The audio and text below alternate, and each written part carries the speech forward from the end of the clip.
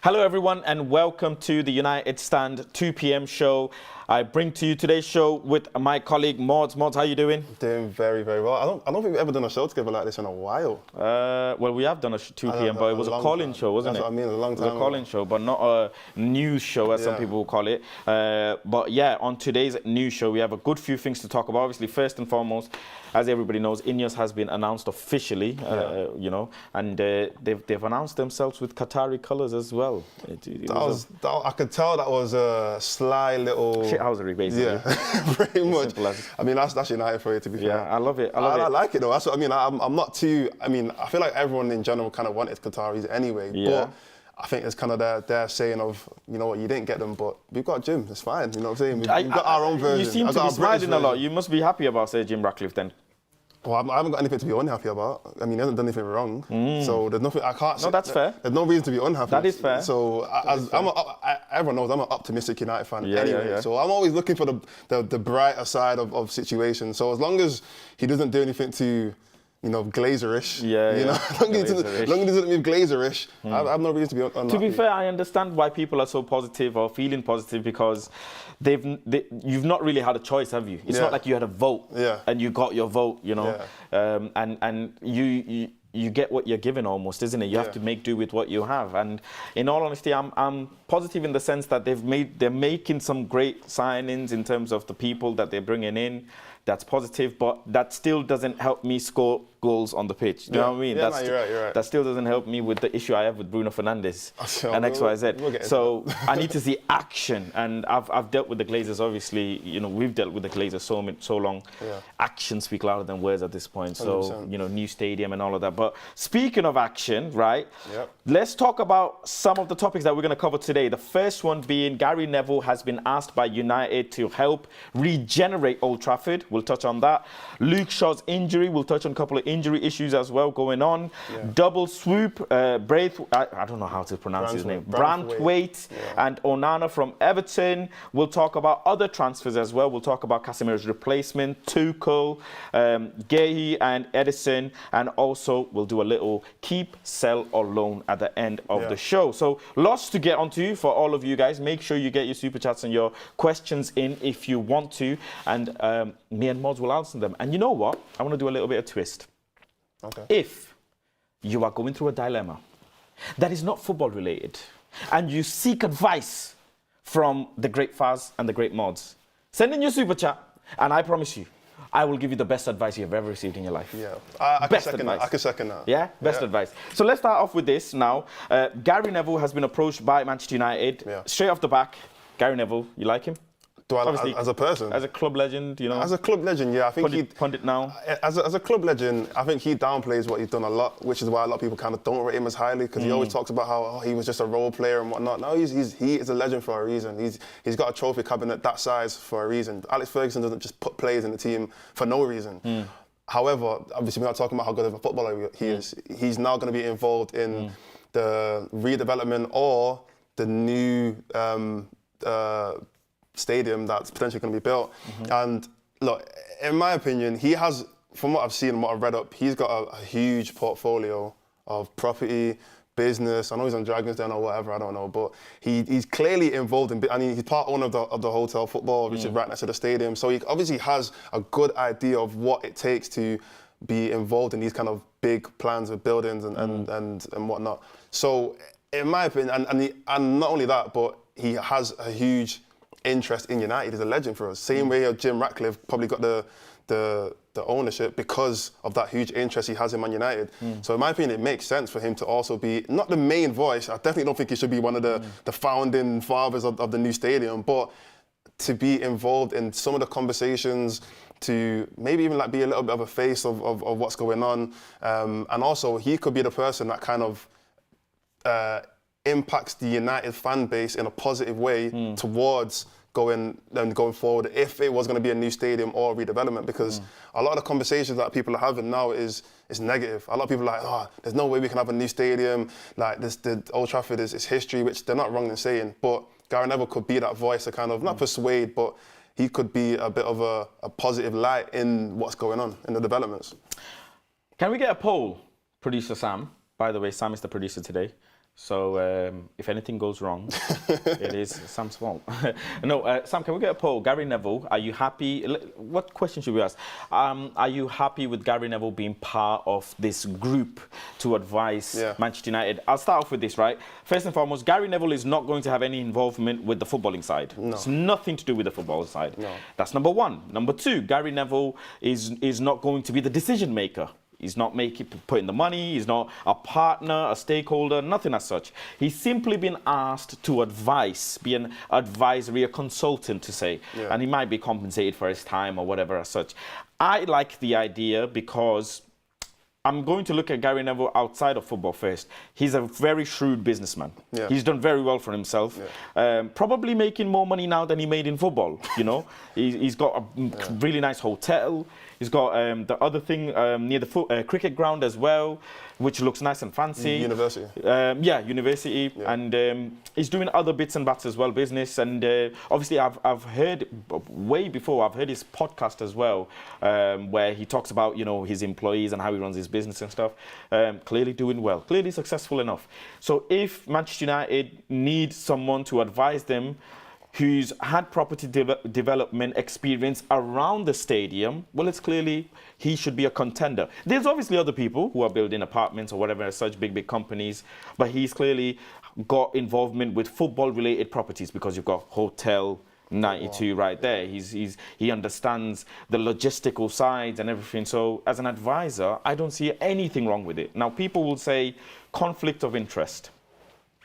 Conflict of interest would make sense if he's doing anything that's got 1 foot in football, 1 foot in property, and the foot in football is with Manchester United and X, Y, and Z. There's nothing to do with football. There's no conflict of interest.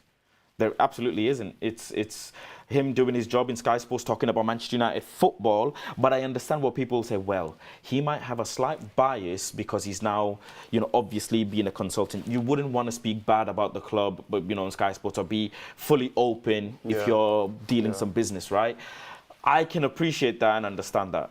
If Manchester United want to shop around and look for other consultants, sure, but I'm not going to lie, it is giving a bit of face. We need a face. That's what I mean, because I'm going to jog people's memory. Remember when David Beckham was asked about INEOS? Yeah. Face. Need a face. There was another one, like they might get the likes of Rio Ferdinand involved or X, Y, and Z. And it seems like a bit of someone who's going to fit the poster kind of bit, you know? Yeah, I mean, what I was going to say about it is I only think it's a problem for like the platforms that he's on. As a United fan, I probably shouldn't say this actually, but I'm not too bothered about the impact it's going to have on his platforms, whether it's Sky or whatever, the other platform overlap. I'm not too bothered about the impact it's going to have on them because that's not. I don't own Sky. I'm not a fan of like Sky and whatnot. I'm not saying I've never worked with Sky, but I'm not really too bothered about that. I only care about United. I'll be honest. I only care about what is the best possible scenario for Manchester United. How can we get the best out of this new stadium, the new development, whatever it's going to be? What is the best options? If Gary Neville is one of the best options, then I'm 100% for it. I don't see a negative side to that. Like I said, I can understand why how his bias is going to come out. I mean, he's now financially going to be involved with United, and everyone knows when the money's involved, people's opinions change naturally. That's just normal. Yeah. So if he's financially involved in how United's going to be developed, I can see why there is going to be a bias there and a conflict of interest. However, if that doesn't negatively impact Manchester United, the football club, I'm all for it. We need to be very, very understanding that this is nothing to do with football. It is simply an advisory role, something to advise them on the surroundings of Old Trafford, because Gary's invested here in properties and land and whatever as such, and he's got the experience, he's dealt with people, he's bought things here, sold things here, so he's just a businessman, just as simple as that, and he's seeking advice from a businessman. It's like Man United approaching the Premier Inn, the person who probably owns, you know, or deals with the Premier Inn across the road, right, or the people who own the shopping mall opposite Old Trafford. It's just like that. So if they're seeking advice, I'm more than happy, because that also shows proactiveness. They're proactively seeking good advisory people to advise them on how to make the area better, and we do need all the advice we can get. Let's be honest, we do, because look at Man City on the other end, right? It's a big job, and I think, I mean, on the whole topic of, I mean, what does the poll say right now? Are you happy with Gary Neville's advice advising INEOS? 61%, so 2/3. Big portion, no. 39% do say no. But people may be confused by thinking it's football as well. You know, people might not be looking into it, but that's why I keep saying it is just to do with brick and mortar. Yeah. But what I was going to say was, what was I going to say now? But yeah, I just think it's not too much of a negative impact on Man United, and that's all I really care about. Yeah. Cool. Well, look, moving on from the Gary Neville stuff, I think Mark will have his say, and me and Mark have had a little chat about this. I think he's may not be fully into it. Obviously, Mark will probably give his say on the 7:30 p.m. show as well.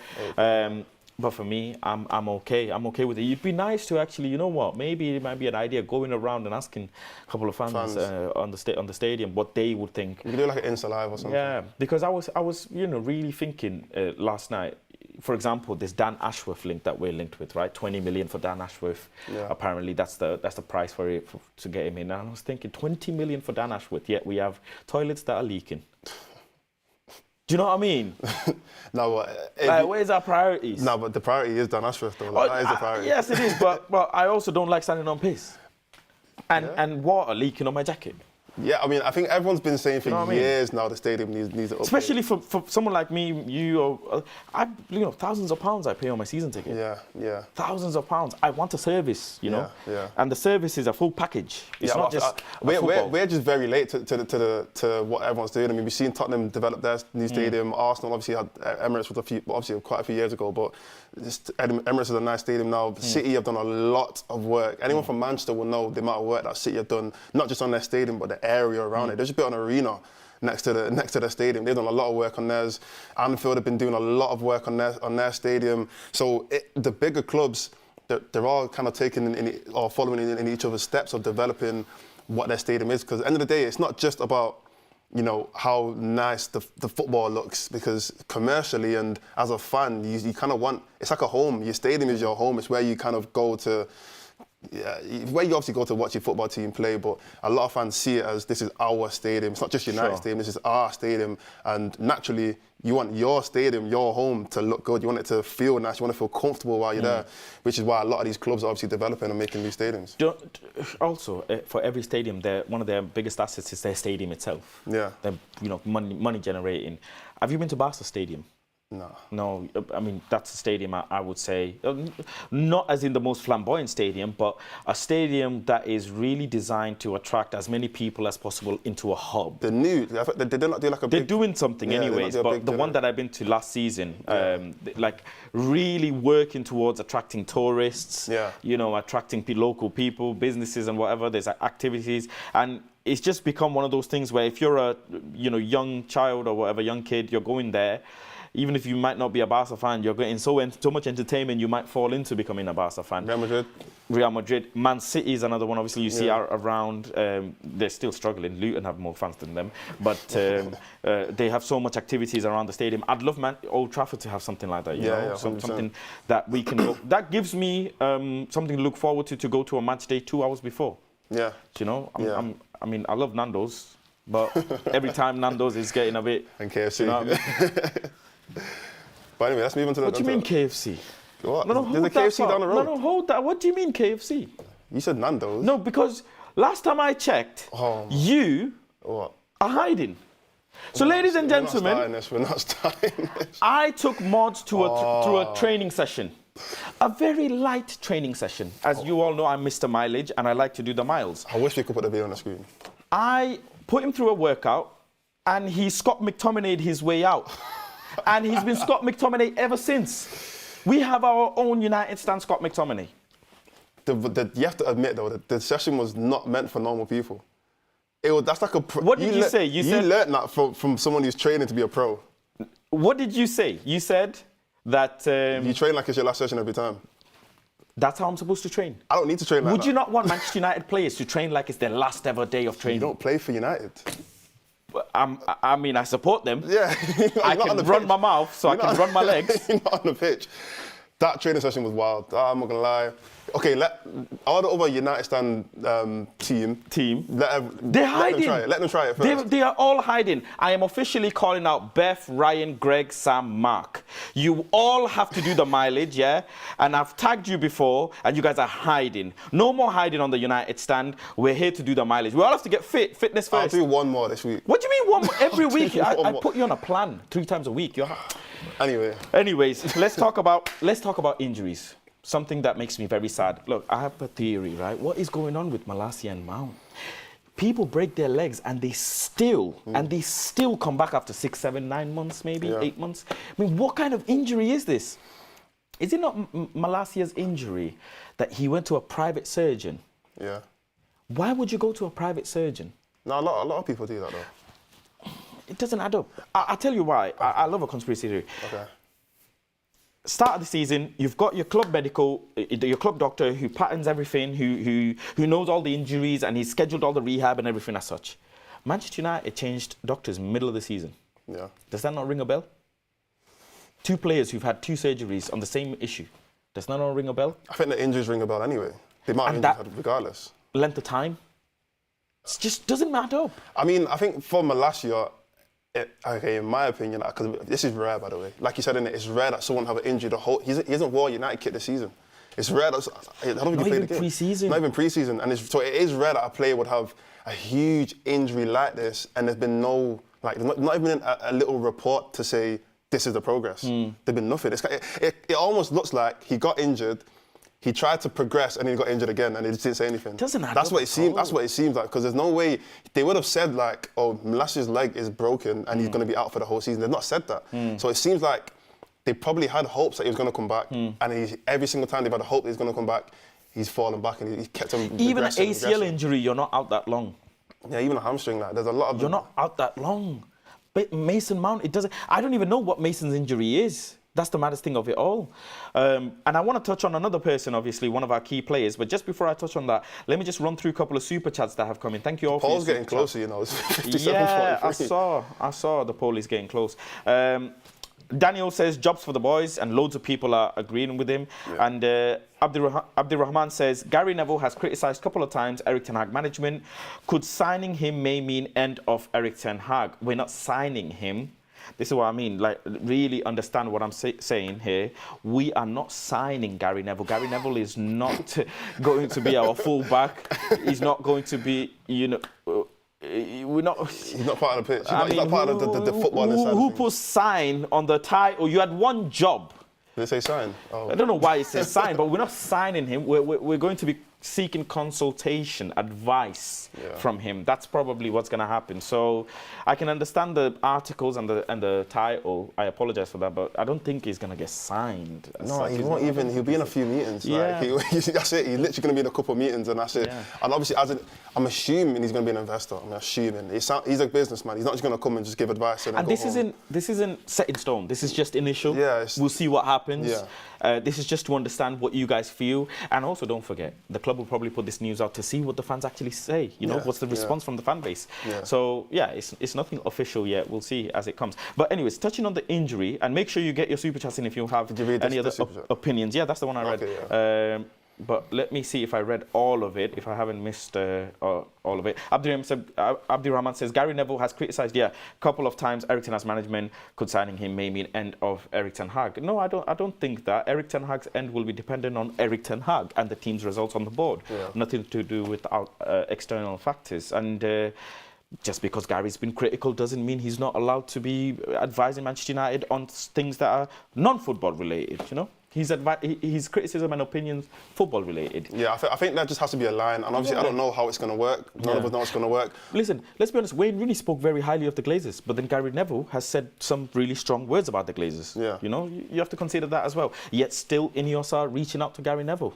What does that say? Moving on, Luke Shaw. Let's talk about Luke Shaw. Yeah. Top player, really good player on his day. Really enjoy him, really like him. I think you want him gone. But I still want him gone, yeah. Okay. Yeah. I was making sure you're going to, you know... Listen, you can love someone and still break up with them. So you want one of our top players gone? Yeah. Why? Because I could have a Ferrari outside. If I can't drive it, it's just outside. Okay, but if you know that... Okay, but that Ferrari probably isn't going to be useful to you if you want it gone. Because if you really needed it, you would have kept it. Yeah, but I'd much rather get a Mercedes because I can at least drive it. Like, I don't understand. I have a Ferrari and I'm not using it. Okay, well, Luke Shaw's not a Ferrari.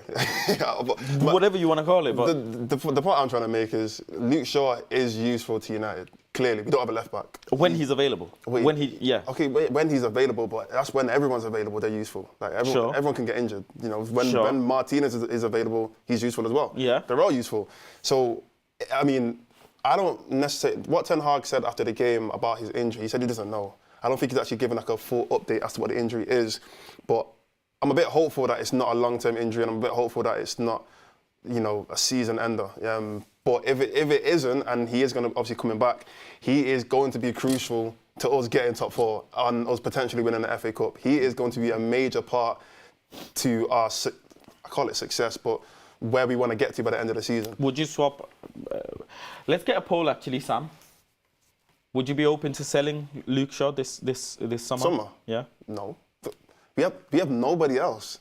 I don't see the point. Okay, look, we're probably going to do a keep, loan, sell at the end of the show, but we can't just be selling players with no plan or no actual guarantee that there's somebody else that can replace them and do what they do. There is no guarantee there. Okay. I can understand why you'd sell I don't know, like an Ericsson or McTominay or a Wan-Bissaka, because there is still an option there to say, look, even if this player goes, we've got this player here, or there's a transfer target which we're heavily linked to that can fill in that position. There is no one for that left back position right now. We haven't even got a transfer target to say this guy is linked to the club and whatnot. And there's no one, Malacia's, that we just spoke about, nowhere to be seen. And Alvaro Fernandez come back as well.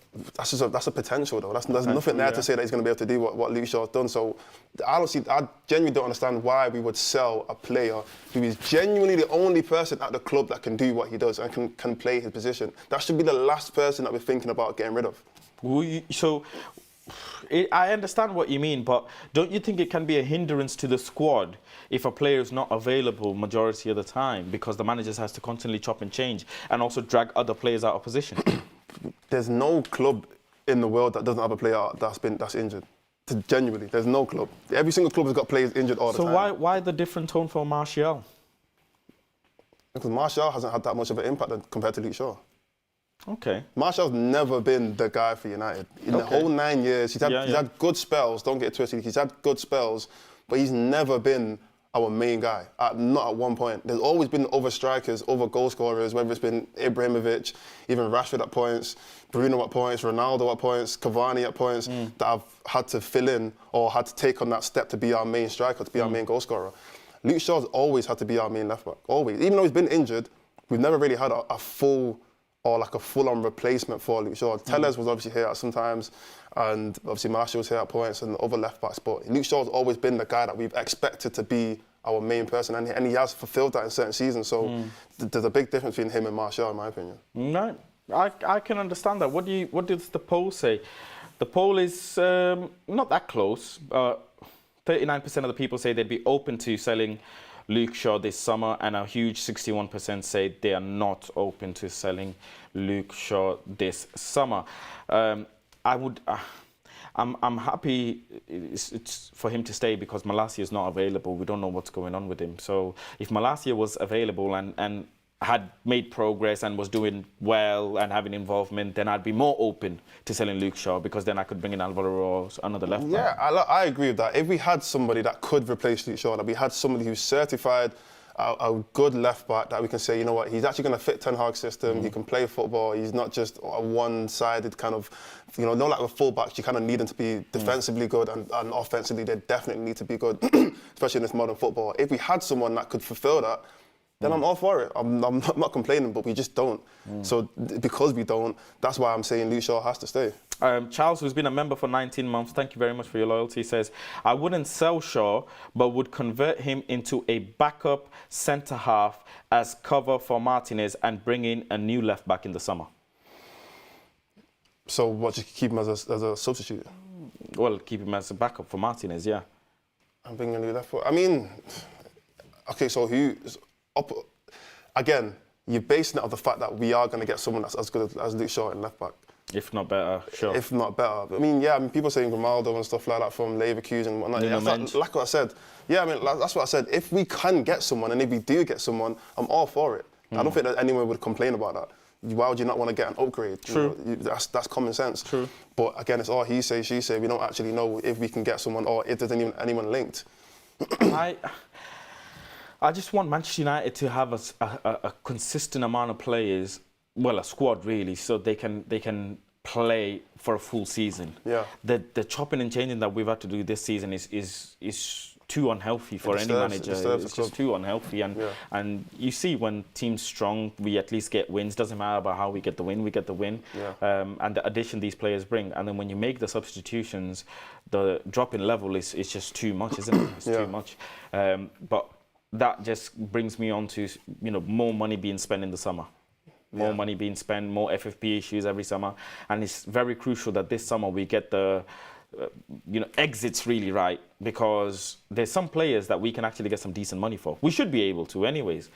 Scott McTominay, we should be able to get decent money for him. I don't see why we can't get 40 million for Scott McTominay. Okay, yeah. I don't see why we can't get 30, 40 million for Harry Maguire. I really don't. Yeah. I actually don't understand why not. But another thing on the exits, though, we have to be careful of who is exiting, because we don't want a case, like, for example, we got rid of Reguilon. We're regretting that right now.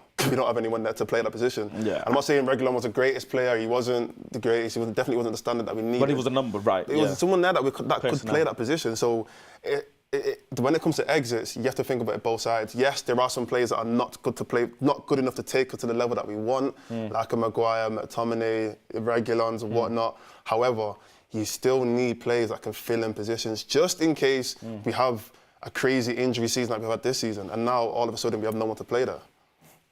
I understand. I get you. Luke Shaw's been here for a long, long time. Almost 10 years now. And a lot of people, obviously Mourinho himself has said, clear the house before you bring in new furniture.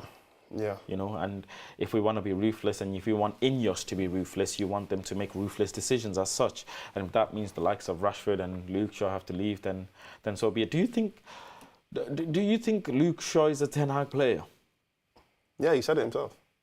As in Ten Hag would buy a player like Luke Shaw? Buy a player like Luke Shaw? Just like I asked you, would Ten Hag buy a player like Bruno? A fully fit Luke Shaw, in form Luke Shaw, yeah. But he's not. He's not a fully fit Luke Shaw. He's never really been a fully fit Luke Shaw. Compare Luke Shaw to Malacia. Yeah. Two different players. Not really. I don't think two different players. Luke Shaw's, Malacia defensively is so aggressive. Yeah. Luke Shaw isn't that aggressive, but then going forward, Luke Shaw's so good. Malacia isn't as good. I do think Luke Shaw, like I said, a fully fit Luke Shaw, in form Luke Shaw, 100%. But when you're looking at signings, you're not just looking at that. You're looking at their injury record, you're looking at consistency, you're looking at all these kind of things. So in that case, maybe not, especially because of his age as well. Ten Hag likes his younger players. Luke Shaw's, 29 now, moving on to 30. So in that case, probably not. But I do think his attributes is something that Ten Hag does like. Sure. What's his name? Rishab says, if we sell all experienced players at once, we'll end up becoming a soulless club like Chelsea. Agree that we need to sell, but we should be smart. I did definitely agree. Experience is important, and you're seeing the damage of the young squad that Chelsea have. Yeah. They definitely lack some experience in there. Look at Liverpool as well. They took ages before they got rid of their midfielders, and replaced them, and they still try and keep a balance. So it's a very, very fair point. Yeah. I have a weird feeling soon as Malacia is back, if and when that is, Luke Shaw's going to come back and going to start performing again, because it's always been the case where he has a competition, he does really well. He did it with Tellers as well. Yeah, did it with Tellers as well. Yeah, and I actually like Tellers. I thought he was okay. Well, let's move on and let's talk about some transfer stuff, transfer-related topics. I mean, a lot of hype around Branthwaite. Yeah. And a lot of hype around Onana as well at the moment. There's other players that people are looking into and talking about. But you tell me, what do you think of those two players from Everton? Double swoop, if they stay up. If they don't stay up, they could be cheaper. I'm literally about to make that point. It really depends on how Everton do at the end of the season. Unfortunately, they've had this huge... Did they have 2 point reductions or one? Was it 2? I think it was 2-point reduction. So I think that's, I mean, the same thing happened to Leicester when... Did the second one go through? I thought I actually can't remember. I know that obviously the first one did go through. But them getting relegated is going to be a huge factor. If they get relegated, it's going to be a huge factor as to where these players are going to go. Because these are Premier League players. In my opinion, Branthwaite or Onana, these guys are all Premier League players. And a lot of these guys, like I said, the same thing happened to Leicester. When they went down, a few people left because they one huge price cut, a huge pay cut, so you're going to want to stay in the Premier League just to earn more money, and naturally you want to play against the best. And Branthwaite, young defender, technically what we kind of need, because we do need a couple centre backs. So I think if they were to get relegated, he would be someone who'd be looking to move out of Everton and potentially come to a club. I'm not too sure because we spoke about experience and whatnot, if it will be wise to get rid of someone who's, for example, someone like Jarrad right now, an experienced player, and replace him with someone young and just have him and Martinez, because that is, as experienced as Martinez is, we kind of don't want to rely 100% on just young players. Like people said it in the chat before, we need that balance of experience and potential. And Branthwaite, in my opinion, is more of a potential kind of player. We haven't seen him play at the highest level yet, obviously. What about Todibo in there as well? Todibo, yeah, that's what I mean. So I think there is a bit of a competition there, to be fair. When I say competition, I mean option when it comes to who can fulfil that position. I feel like it's gonna. If Manchester United were gonna sign a centre back, I think Todibo would have been leading the race. I think he still is leading the race, to be fair. Because obviously the connection with the club as well, and it just makes right sense. Branthwaite, the money for him as well, Jarrad, it'll be quite a bit. I think 50-60 million you're looking at, something like that. That depends if they get relegated or not. If they stay, it will probably be more. If they get relegated, they're going to be looking for money. They need money. Whenever a club goes down, you lose a lot of money by getting relegated. So they're going to need to offload their bigger players, their more expensive players. So that could work in our favour. I'm saying I want Everton. I don't really care, to be fair, to get relegated. But if they did, that could work in our favour. I think double swoop, both players at the same time, maybe you can get a good deal, but I won't be surprised if Everton start a bidding war, because it's quite a bit of money that they can get, and quite a few top clubs are looking at those two players. Let's talk about Onana a bit. I mean, Onana 2.0, or Onana squared. 2 Onanas, that's gonna be hilarious. What do you think about him? I like him. I've spoken very highly of him. Yeah, he's a fantastic player. I like him, and the way I think about it is, whenever we have these potential targets, I always think about, okay, so who's he going to replace? How is he going to fit? What's the balance going to be like? And he, really and truly, the midfield type that we need is more defensive, because Casemiro is not putting in the greatest performances, still getting old, could potentially leave. We really need a defensive midfielder. And he can play in that role, but I don't think it's his natural position. I think he's more of an 8. He's more of a box-to-box, because he can go forward. We've seen him get forward sometimes, and obviously he can play defensively as well. So, but in my opinion, that's kind of what Maine's doing right now. He's having those spells where he's being a bit more attacking, but he can also drop back and cover and shut up shop when he needs to. He's very good defensively. So it really just depends on how well those two can work together, and that balance between them two. If one of them can fill in that defensive role that Casemiro is supposed to be doing, and the other one can play more as an 8 or kind of be a bit more back and forth. Are you going to keep Casemiro for another whole year or 2? That's a good question. Yeah, I would. I don't know actually. Could we get it in the poll? Yeah, Sam? let's get a poll in there. Would you keep Casemiro for another season, another whole season, let's say? Because a lot of people are saying, Casemiro exit, Varane exit. These guys are on big contracts in terms of money and length as well. I think Casemiro's joint highest when it comes to pay. Yeah. But in terms of length of contract as well. Yeah. It's not like we need to sell them next year. They're on big long-term contract. Part of me doesn't want to sell Casemiro. A big part of me doesn't.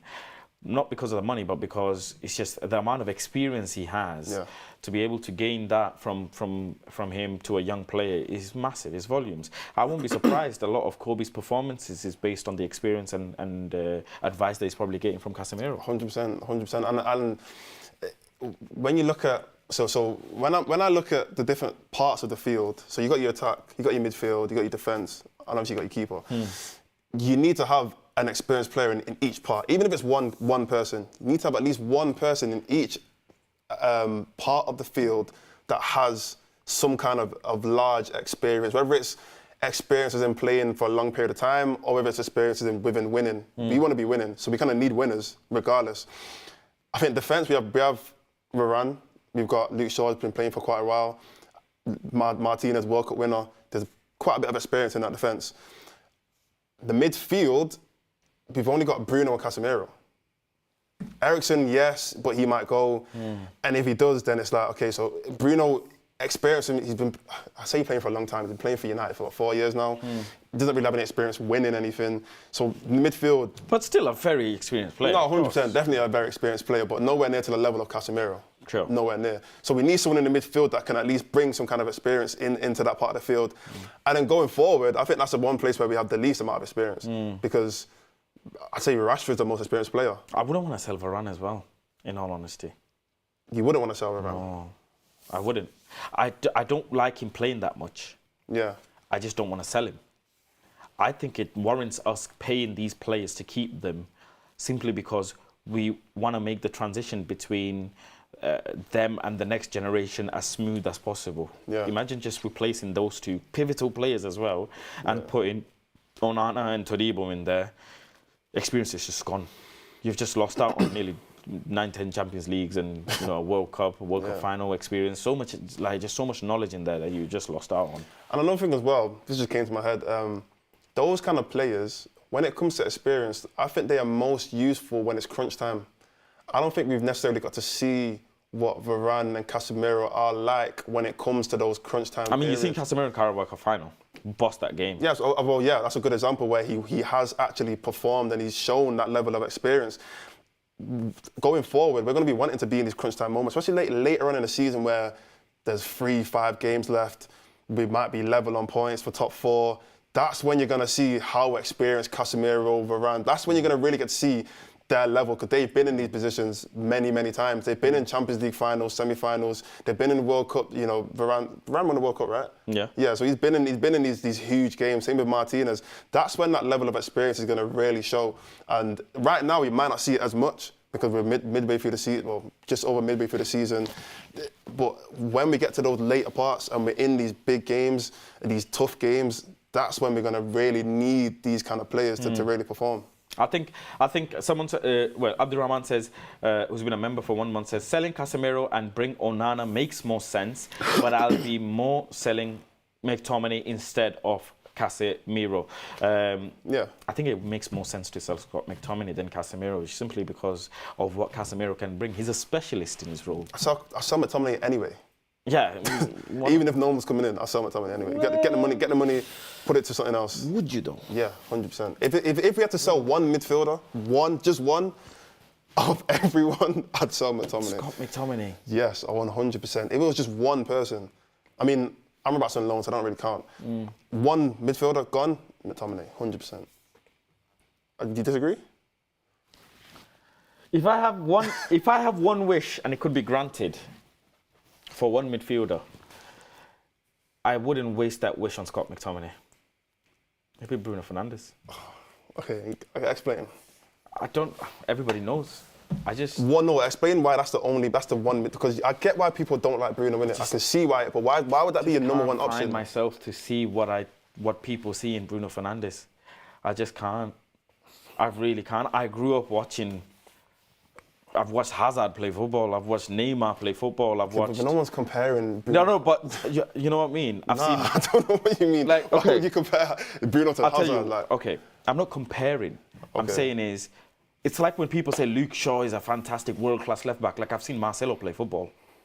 I'm not comparing. I'm just saying, like, I have seen 10s in the world. You've seen 10, the standards. 10. Do you know what it means to be a 10? Oh, my God. Wayne Rooney played the 10, Okay, but let me ask you this. Could you name 5 10s in the world that's better than Bruno? Jamal Musiala instantly. Okay. I said that already anyway. 5 10s, though. Who else can play a 10 better than Bruno Fernandes? Let me think. Who's that guy in... Give me 5 10s. Chat, put 5 10s in the chat that are better than Bruno. Not people say Barella, but he's not a 10. I mean, Enzo Fernandez is not a 10. Absolutely no way.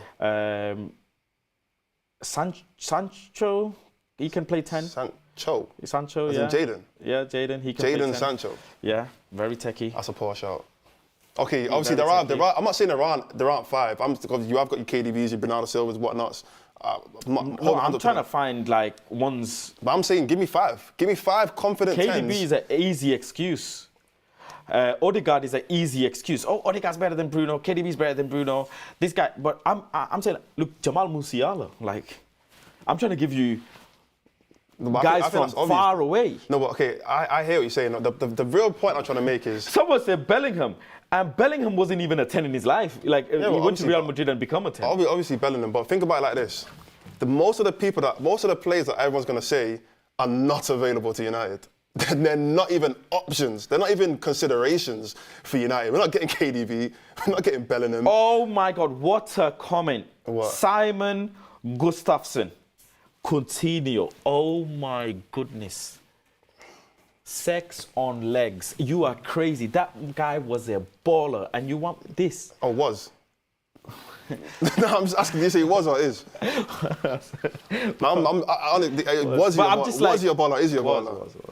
I'm just honest question. Javi Simmons. Another young player. Javi Simmons. Is he an option? Like? Wait a minute. Hold this one. What's that? What's his name? Portuguese. Portuguese? Yeah, he's Portuguese. João Felix. João Felix. I'll just name you 3 very young 10s that are clear of Bruno Fernandes. Clear of Bruno Fernandes. I want to say clear. They're clear of Bruno Fernandes, I want to say clear because João Felix tried it in the Prem. He's tried it and he's not here no more. So how is that clear? Let's not get bogged down with the nitty-gritty here. Let's not. He tried it in All the I'm saying is João Felix, Javi Simmons, Jamal Musiala, clear of Bruno Fernandes. Beth is probably punching her iPad or screen somewhere. Mark is probably headbutting the TV right now, probably writing my P45. But it's straight as I'm sorry, but I don't see what Bruno does other than slip a couple passes and hoof the ball. He's not beating 2 man. Like, Maddison's beating 2-3 man. Maddison will turn a guy. Maddison's a great player, and I think a lot of people would have.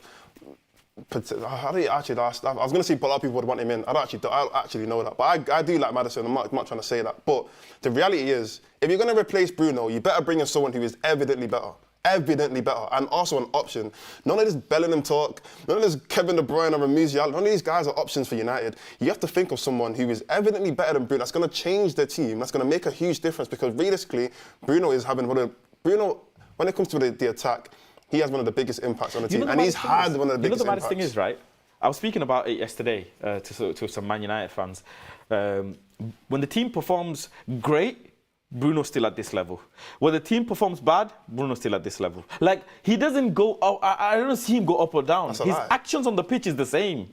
He's still hoofing the ball, and when the team's performing well, only difference is his hoof ball ends up at a player's feet and it's a goal. Okay, and when the team's performing bad, the hoof ball doesn't go to anyone. Is the action still the same? Okay, so when Oli was manager, counter-attacking football. Was he not our best player? Counter-attacking football. No, I'm saying, was he not our best player though? Well, he was the creator, yes, sure. So he was our best player. So naturally he was at the top. Okay, and now you're saying that he's down here, so he has gone up and down. Because he's our manager. It's not counter-attacking FC. That's why I am telling you, the fact I don't like Bruno Fernandes' football isn't because I don't like him as a footballer. Okay. I don't like that he is not going to fit in Erik ten Hag's system. I have said this day and day again, but people don't understand. He is not a Erik ten Hag player. He isn't. He signed his deal before Erik ten Hag signed. He's like, let's be honest, he's not an Erik ten Hag player. Look at Tadic and the play. Weghorst, he used in the 10. Like, God damn it. He used Weghorst in the 10 to make things work. Against Barcelona as well. Okay. He's not a... I think Bruno Fernandes in a counter-attacking team, guess what? Absolute... Everybody finished. Locked off. He's finishing everyone. Because that pass... The thing is, Bruno Fernandes' passes, right? They're not all bad passes. It's just the passes don't end up with someone. If someone doesn't run in behind, it doesn't end, and it looks like, why are you even passing it? Some of the best 10s, MSN, for example, that we grew up watching, the passes, like the striker makes the run before the ball has left the player's boot. They know it's second nature because that's football to them, tiki-taka, counter-attacking. We don't have an identity with Bruno Fernandes, and we won't. Because the speciality he's got, Erik ten Hag doesn't play that football. He doesn't play that football. That's not his speciality, possession-based football. Okay. Half-turn and all of that stuff. It's like Frankie de Jong's speciality is not Casemiro's speciality. But then Casemiro's speciality, break-up play, you know, right position, right time, can scoop the ball off everyone. Frankie de Jong is not that good at that as Casemiro is. Does that make sense? It's like speciality. There's a super chat. Sean Dunn says, I love Bruno, but our system, Wirtz, Leverkusen Wirtz, he's a top player. I like Wirtz. I think there's a lot of Leverkusen players that, if they win the league and if Xabi Alonso stays, yeah, they're not coming. none of them are leaving. But you know, look, I say all the time, I don't just say that I like a player because someone else said it or whatever, you know, Marcus said it. I'm honest and straight up. I just don't like Bruno Fernandes football in Manchester United. Have you never liked it? Oh, no. With Erik ten Hag. Oh, with Erik ten Hag. With Erik ten Hag, yeah. Okay. But like, guess what? This is the maddest thing. Like, people will take this narrative and clip it up and do all of this. I actually like counter-attacking football. I enjoyed Ole Gunnar football. Yeah. Thoroughly. Did you know? Yeah, I think everyone It was did. so good. It was like injected in my veins. Yeah. It was so good. It got me up my feet. But the difference is that worked. It's not sustainable. It's not sustainable. Yeah. It worked, it doesn't work. Like, yeah, I get going forward, it wouldn't. It's because of the way our football's changed now. Because every man, let's be honest, most managers, top managers, they play the same style. Sure. They all play the same style. Ten Hag played the same style that Arteta's playing and Pep's playing when he was at Ajax. They all have the same method of how they want to win games or how they want to control games. So naturally, if you're not following that method, because that is the best method, you're not following that, you're going to fall behind. You might win a few games, you might score some goals, but it's not going to be sustainable. You're not going to be able to do that over 38 games in a season and win the league. I obviously had a theory as well when Mason Mount was signed. My theory was that Erik ten Hag has brought in Mason Mount to replace Bruno Fernandes. Yeah. I still stand by that theory. I think that's going to be the case. I hope I can save this video, but I think that's going to be the case. I think Erik ten Hag will use Mason Mount when he's available.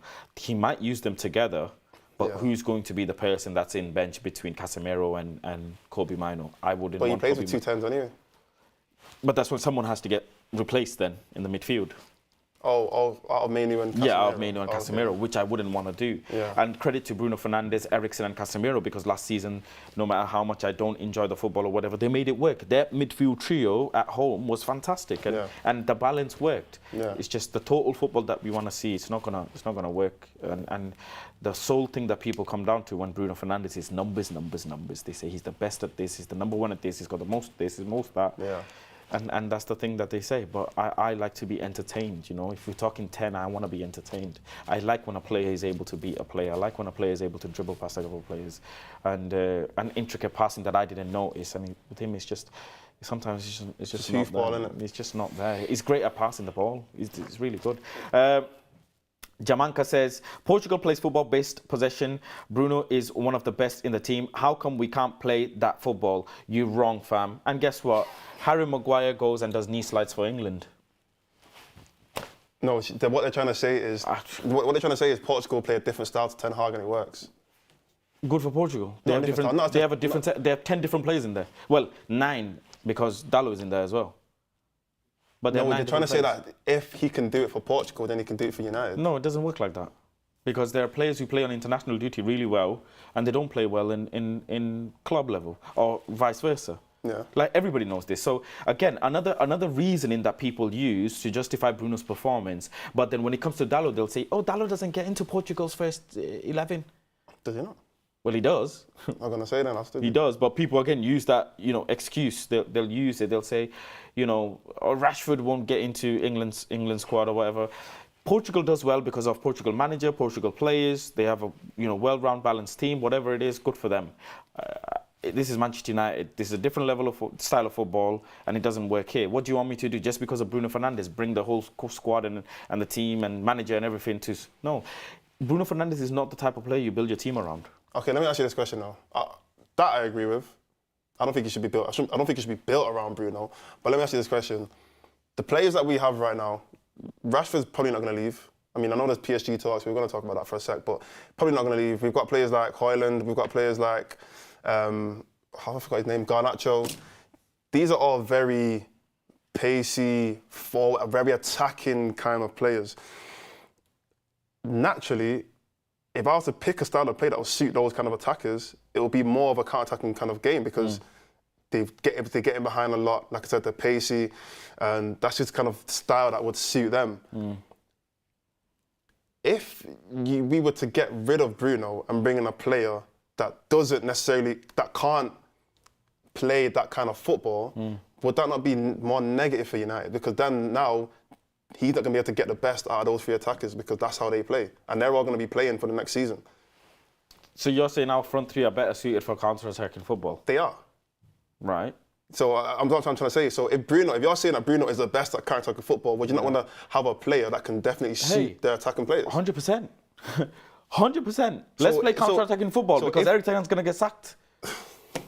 Ten Hag's not going to get sacked. Well, Ole Gunnar got sacked for counter-attacking football that wasn't sustainable and eventually got found out. Ten Hag's not going to get sacked. So Ten Hag can't play counter-attacking football all the time because it's not sustainable. But he's playing counter-attacking football because that's the players that he has right now. It suits their system. I'm 100% convinced if Ten Hag took over a different team, different set of players, he would have a different style of play. For sure, maybe so. But the team that he's managing is Manchester United, and the players that he has, to work with, they suit that kind of system. So he's going to play that kind of system as much as he can anyway, because he can't play another kind of system because the players can't play that. Sure. So right now he has Bruno, he has Rashford, he's got Garnacho, he's got Hoyle, he's got these players that are really suited. Power FC. He's got players that are suited to that style, so he's going to try and utilise them as much as he can. Maybe in the future, when certain players get replaced, if they do get replaced, he might change it. That's why the number 2, the 2 players that I would say Manchester United need to sell so they can start playing Eric Ten Hag total football would be Bruno Fernandes and Marcus Rashford. Because we're so over-reliant on their system, style of play, so over-reliant. Both of them can't play possession-based football, and both of them are key players. Okay. There you go. Abdurrahman says, Bruno Fernandes is talented but not consistent. Sometimes he completely disappears for 30 minutes. That's the big issue with this guy. You know, I don't really understand what his role sometimes is on the pitch because as a 10, you stay higher up and the 8 and the 6 and the defenders and the fullbacks, their job is to feed you the ball and you then make the front line tick. I've said it again before. If you understand football, the 10 is supposed to make defenders second guess themselves. Shall I go and defend? Shall I stay with the striker? Shall I go attack? The 6 will probably think, shall I go and mark the 10 or not? You know, and he's supposed to shuffle through all of this and find the perfect pass for an assist or shoot or find himself in a good position to shoot. Yeah. What Bruno Fernandes will do is he'll sit deeper in, he'll receive the ball or he'll win the ball and just send the ball across. But that's not how possession-based football should be. The team progress the ball forward, play up from the back, progress the ball forward, find the 10, who then makes the final magic happen, and then the attackers score. Look, I agree with that. But one point I do want to make is, before we do that, we can do the last little topic for the last 5 minutes. But one point I do want to make is, for a long time, the balance in the midfield has been off.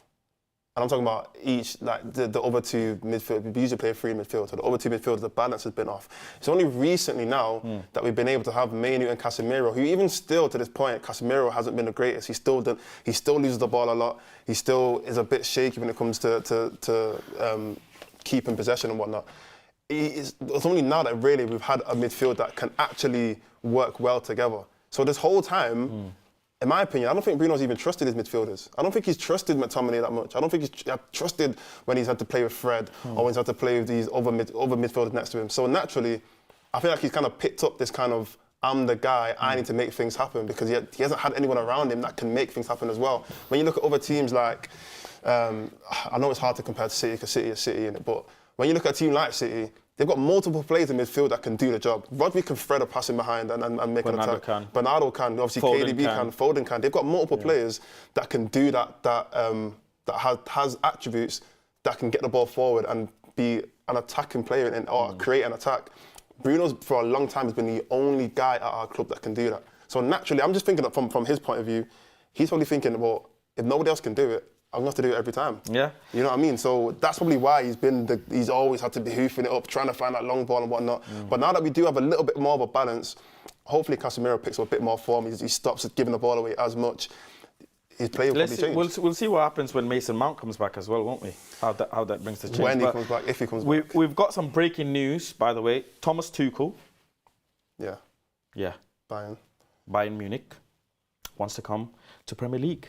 Thomas Tuchel wants to return to the Premier League, and it's reported by CF Bayern that he wants to return to the Premier League. Manchester United is the club he always was interested in. Is that what he said? Yeah. Well, it's said in the report. Okay. After he parts ways with Bayern in the summer, he will be ready to take on a new challenge. Go on. What's your opinion? It's very interesting. It's very interesting. Is he the manager that... Okay, let me start with this. Premier League needs a manager like Thomas Tuchel. Premier League needs a manager like Diego Simeone. Okay. I think Premier League is missing some sort of venom. Klopp is going to leave. You know, the entertainment X factor of managers is gonna go a bit. Okay. We need character in the Premier League. Thomas Tuchel has character. But I don't want to. I'm not here to give the Premier League what they want. I'm not here to give them character. In my opinion, I'll say it straight. No, don't want him. I don't understand why we're in contention for managers that couldn't do it. Managers that have been sacked multiple times. Why would United be in contention for managers that? Yes, he did win the Champions League. He won the Champions League with Chelsea, right? He did win the Champions League with Chelsea. Fair enough. Some people will say it's not his, but okay. Yeah, that's what I mean. That's what I was going to say. So he won the Champions League with Chelsea, but I don't really count that as him being a Champions League level manager. I don't see that when I look at Thomas Tuchel. I just see a manager who couldn't do it at the biggest clubs. He couldn't do it at Bayern. Bayern have gone 11 years in a row. Did he not go to PSG as well? Yeah. And he didn't win? Yeah. Another time where he's not being able to fulfill what he was supposed to do. Bayern have won the league 11 years in a row. They're not going to win it. They might not win it this year. We're going to go and bring in a manager that's failed again. And that's the reason why I didn't want Jose Mourinho.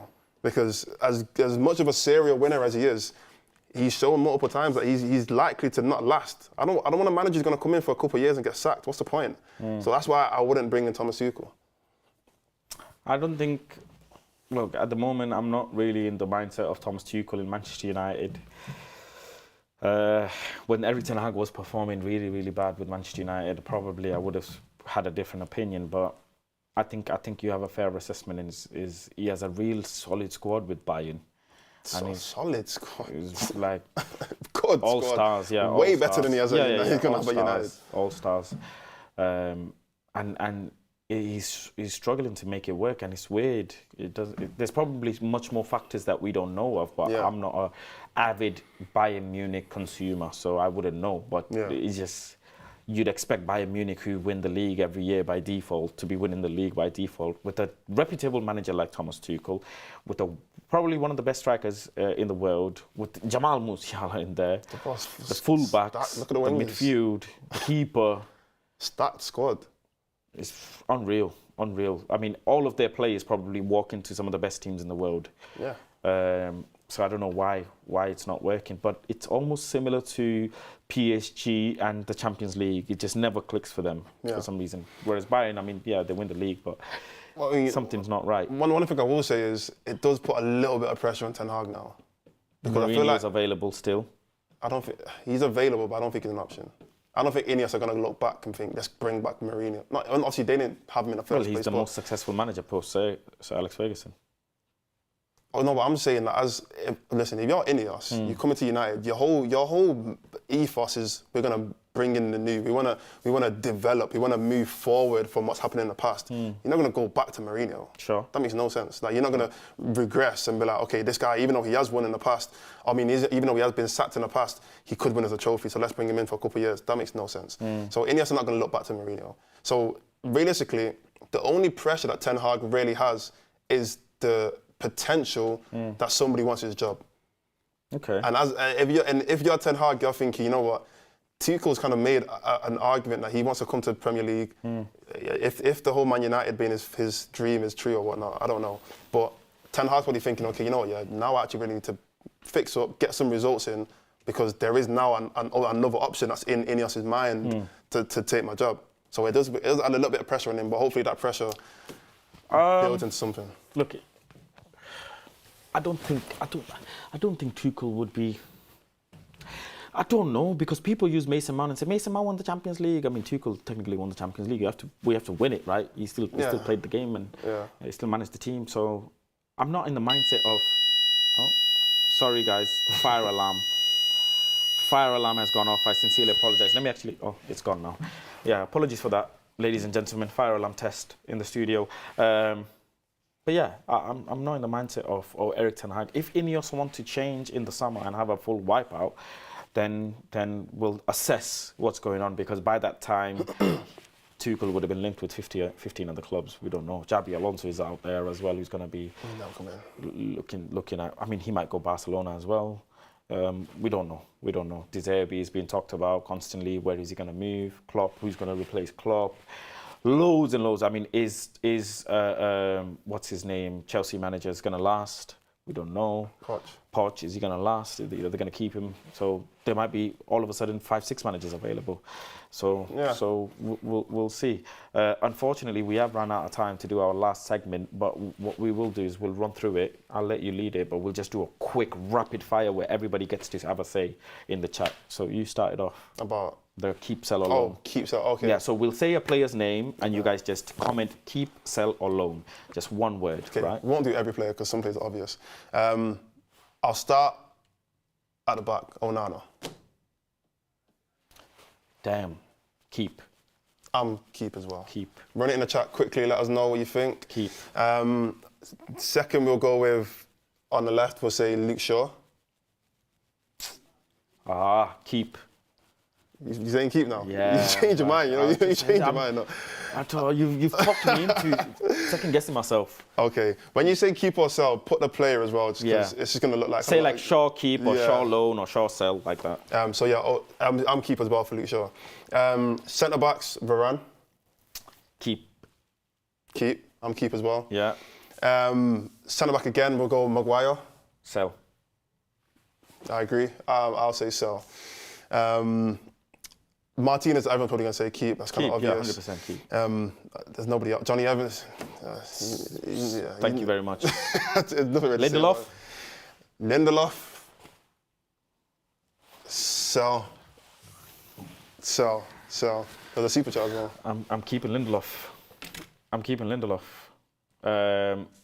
Jack Glancy says Sunshine, Gary Neville, and Bilky says sell. I think sell to someone. Erica says best United stand in the world, no worry, for TOKO. I don't know, what does that mean, TOKO? I don't know. Please let us know what you mean by TOKO. Lindelof sell. No, keep, man. Affairs. Keep him. I'm not going to go back and forth. Right back, Wan-Bissaka. See you later. Thank you very much.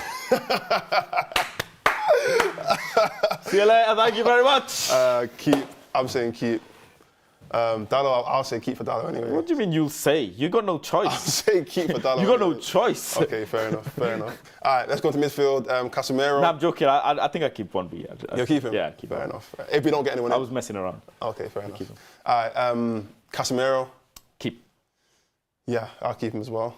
Midfield, okay, McTominay. Sell. 100% sell.